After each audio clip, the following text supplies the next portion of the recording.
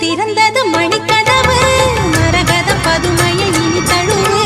இடையில விழுந்தது இளமனசு இருக்கிற சுகம் அது பல தினசு